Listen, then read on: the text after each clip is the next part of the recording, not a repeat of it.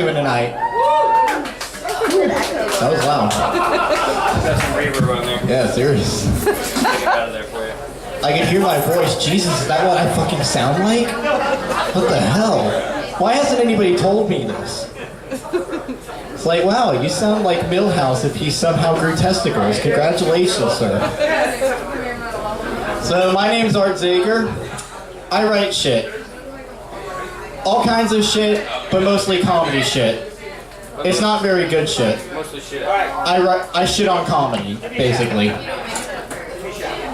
So I want to welcome you guys to my set tonight, which is called Splendid Irritation. Now, I don't know about you guys, but when I listen to music... What is that, your girlfriend? Yeah, exactly. This is Splendid, this is Irritation.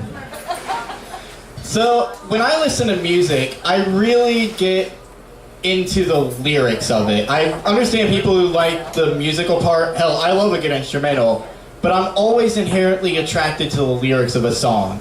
And this set is about specific lyrics and lyrical styles that kind of piss me off. And the first thing I will talk to you about, as a basic example, there's a song by T-Pain called Rap Song. And the chorus to it is, "We can make love to a rap song," which I don't have a problem with that. There are a good amount of rap songs that you could feasibly fuck to. Like, I can fuck to some Wale, let's be honest. Frank Ocean. Hell, if you're really desperate, you can fuck to Slow Jams by Kanye West and Twista. Like, if you somehow get a chance to keep up with Twista in terms of your strokes versus his tongue, congratulations, you have mastered sex, and she's probably feeling a really big burning sensation. But the part that pisses me off is he had a huge choice, thousands upon thousands of songs to choose from for this example, and the song he chose was A Milli by Lil Wayne. If nobody has heard A Milli by Lil Wayne, this is what it sounds like. If you can fuck to that, you're on drugs, dude. Not the good kind either. Not the mind-expanding kind. You're on, like, the mind-liquefying kind. You had thousands of songs to choose from, and you decided, I'm gonna go with the one song that literally nobody on this planet can have sex to. Congratulations, you got the entire concept of your song wrong. Thanks, guy. Another thing that pisses... Well then... Excuse me, I have nothing to say. Like... Another thing that kind of pisses me off is like, you know how there are certain songs that they have very upbeat instrumentals, but very dark lyrics? I love those kinds of songs. Like, a good example for those of you Fleetwood Mac fans, the entire Rumors album. That was, like, if you actually know anything about the people of Fleetwood Mac, then you know that Rumors is the album they made to pretty much say, hey, I fucking hate you, to each other. Because everyone was fucking everybody, and nobody was getting along because of it. Another good example of that is, there's a little song by Warren Zevon, if any of you know who Warren Zevon is. He had a song called Excitable Boy, which had a very, like, bubblegum poppy instrumental to it, and it was about a young sociopath who grows up to kill and rape a woman, escape from jail, and then make a literal cage out of her bones.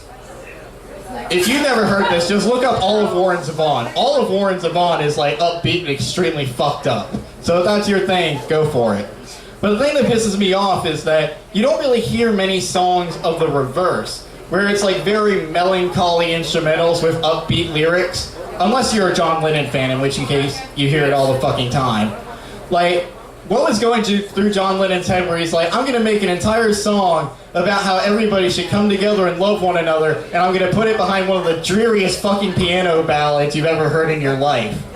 Like, Paul McCartney was looking at that piano ballad and saying, dude, you're taking it too fucking slow. Speed it up a bit. And the final thing I want to talk to you guys in terms of the comedic portion of this musical tirade is a little thing that we all know, some of us love, some of us don't have a fucking opinion about it. This is about the sound of music. Now let me get this out in the open.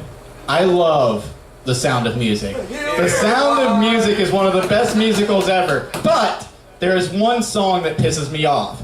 And unfortunately, it's the most well-known song in the musical, Do Re Mi. Now, I will explain it to you guys, but first, we all know the song, so I'll say the note, you guys say the sentence that corresponds with it. Do, The word that Homer says. Female deer. Re, A golden sun. Mi, A name I call myself. Fa, It's a long, long way to run. So, A needle pulling thread. La. A note to follow, so. And you see, that's the problem I have with this. Which, it's very coincidental because La is also the first two letters of lazy, which is what that fucking songwriting was. You came up with a sentence for every other thing, but the only thing that comes to your mind is a note to follow, so. And you can't use the excuse that, oh, I was just trying to find something that dough would rhyme with at the end. Well, here's my rebuttal of that. Here are three perfectly good things that you could have used. La, a bill that got to grow. Sorry, my voice broke there a bit. La, oppress the whole ghetto, which really works in terms of the Nazi Germany theme, ladies and gentlemen. And the last one, laws, they're made up as we go. Like, either of those would have been an applicable replacement. But nope, you just decided to get really lazy with it. Which is kind of funny considering the same guy who directed The Sound of Music went on to direct West Side Story, which is quite literally The Sound of Music but with Mexican and Puerto Rican gangs. But here's the problem I have with West Side Story. It's Romeo and Juliet. Yeah, that too. But the other problem that I have with it is there's a particular song that is quite literally 90% snapping. Like, was your lyricist smoking dope while he was coming up with these? Like, was he at a crucial standpoint where Robert Weiss came in and said, "Hey, we start shooting in 3 minutes." I like it. That sounds really good. Thank you, Mr. Weiss. You know, that could be the hit from the musical. And then Natalie Wood was like, "Bitch, please." Because I'm so happy. Yeah. Exactly. One of these days I'm going to do an entire set on Robert Wagner, and that's going to be extremely funny. But getting off the music, there's something that I wanted to talk to you guys about on a really personal note. I don't know about you guys, but I feel that there are certain things that I've tried to accomplish and they failed terribly. Like certain times when I'm just looking at myself and being like, man, that set was horrible. Or just being very hard on something that I've done. And if you're ever feeling like that, remember a guy named Franz Reichelt. For those of you who do not know, Franz Reichelt was a guy who, in the early 1900s, decided he was going to make something that could help people float down to the Earth's surface. And so he made an entire article of clothing full of what pretty much amounted to women's panties of the time, and just decided to test it out. And the way he decided to test it out was he was going to jump from the Eiffel Tower. I repeat that. A man wearing underpants was trying to jump from the Eiffel Tower. I think that alone is a punchline, but it gets better.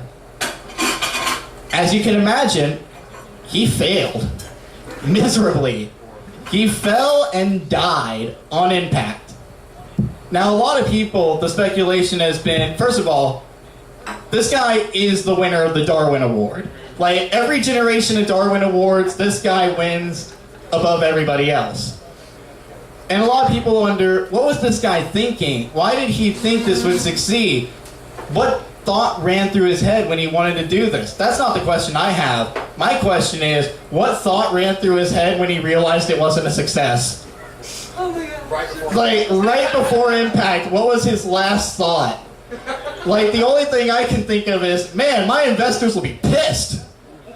But, like, was he freaking out, or was he extremely melancholy about it? Or did he just, like, look down and pull out a fucking sign like Wile E. Coyote saying, whoops, that concludes the comedic portion of my set. Thank you guys. This is gonna be one.